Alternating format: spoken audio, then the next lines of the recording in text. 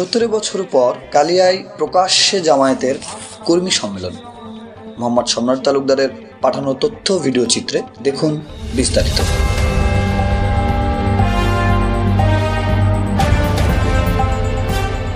আসসালামু আলাইকুম ওয়া রাহমাতুল্লাহি ওয়া বারাকাতুহু। আপনারা সবাই কেমন আছেন? আলহামদুলিল্লাহ। নড়াইলের কালিয়ায় বাংলাদেশ জামায়াত ইসলামীর পৌর শাখার কর্মী সম্মেলন অনুষ্ঠিত হয়েছে। প্রায় 17 বছর পর খোলা ময়দানে প্রকাশ্যে আয়োজিত সম্মেলনে অসংখ্য কর্মীর জমায়েত দেখা গেছে। আমি সেখানে সেদিন উপস্থিত ছিলাম।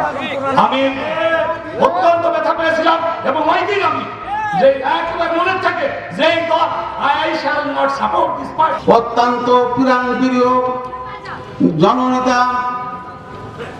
কালিয়া এবং নড়াইল জেলার সম্মানিত আমির জনাব অ্যাডভোকেট আতাউর রহমান 12 জানুয়ারি রবিবার বিকাল 3টায় বাংলাদেশ জামায়াত ইসলামী কালিয়া পৌর শাখার উদ্যোগে কালিয়া ডাকবাংলা চত্বরে এক কর্মী সম্মেলন অনুষ্ঠিত হয়। পৌরসভা শাখার আমির মাওলানা নসের আলীর সভাপতিত্বে আয়োজিত এ সম্মেলনে প্রধান অতিথি ছিলেন কেন্দ্রীয় মজলিসের শুরা সদস্য ও নড়াইল জেলা আমির অ্যাডভোকেট আতাউর রহমান বাচ্চু।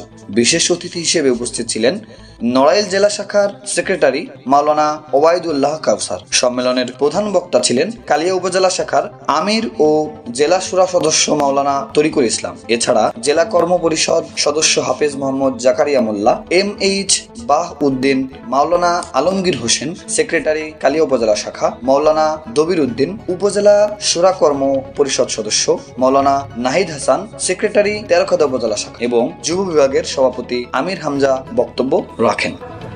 আমাদের সন্তানেরা যারা আমাদের ছোট, তাদের বয়স আজ 12, 13, 14, 15, এরা জন্ম থেকে এরা দেখে আমাদের পিতা, আমাদের দাদা, আমাদের চাচা এরা পলাতক, এরা বাড়িতে থাকতে পারে না। মাঝে মধ্যে আমাদের সন্তানেরা বলতেন